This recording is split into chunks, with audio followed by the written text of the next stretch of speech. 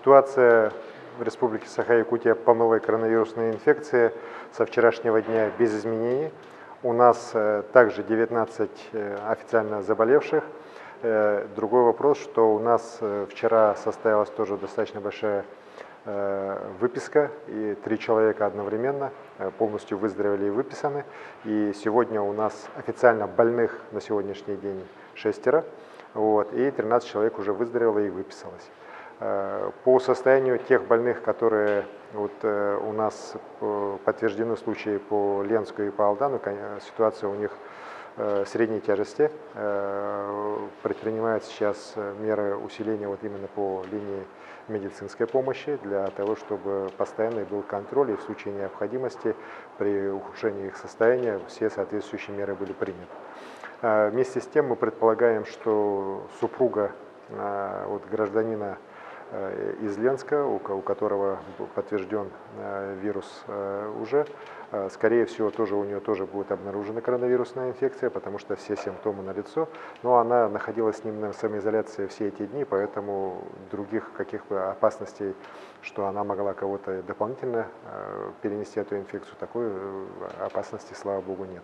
Сейчас полностью уже выявлен круг лиц и по Ленску, и по Алдану тех, кто контактировал с больными. У всех них отбираются анализы, и мы надеемся, что до конца сегодняшнего дня у нас будут результаты по Алдану, а уже ближе к завтрашнему вечеру, к вечеру воскресенья, у нас будут данные из Мирного, уже через которые идут анализы ленские.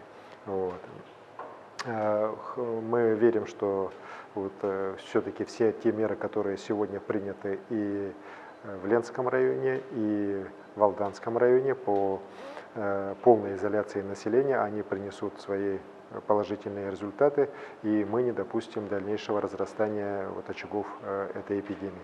Еще раз говорю и обращаюсь и к жителям данных районов, и вообще в целом к жителям республики, что сейчас самое главное – это соблюдение режима полной самоизоляции. Это самый верный способ достичь положительных результатов по борьбе с болезнью. Хочу сказать, что благодаря вводу в строй новых лабораторий и выходу их на уже серьезные хорошие результаты по количеству проводимых тестов в день, мы сейчас последние дни уже вышли на те примерно параметры, которые планировали. Вчера у нас было 918 анализов сделано, точнее вчера у нас сделано 780 анализов. Это полностью покрывает потребности, и мы сегодня будем уже в дальнейшем расширять круг тех лиц, у которых анализы будут браться. Также нами совместно с главным санитарным врачом принято решение о том, что сейчас все прибывающие на территорию города Якутска лица, граждане стран ближнего зарубежья, они будут в обязательном порядке помещаться в обсерватор на 2-недельный карантин. Мы сегодня и завтра дорабатываем определенные меры, которые будут у нас действовать с 15 числа по республике Саха-Якутия, которые будут направлены уже не на ограничение, а будут уже наоборот направлены на смягчение режима полной самоизоляции и на режима изоляции в целом по всей республике.